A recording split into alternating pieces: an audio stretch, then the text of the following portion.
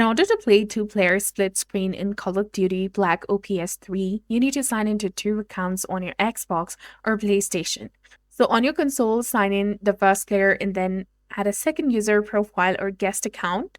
Start Call of Duty Black Ops using the first player's profile and turn on the second controller at the main menu.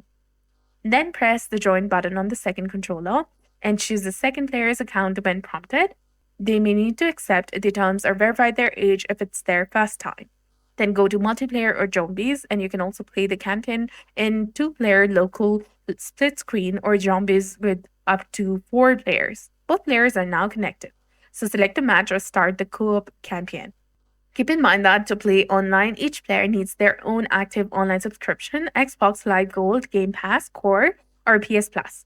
The second player needs to be signed into their account on the console before joining the game. So that's it for this video. I hope you found this helpful. If you did, please like, share, and subscribe.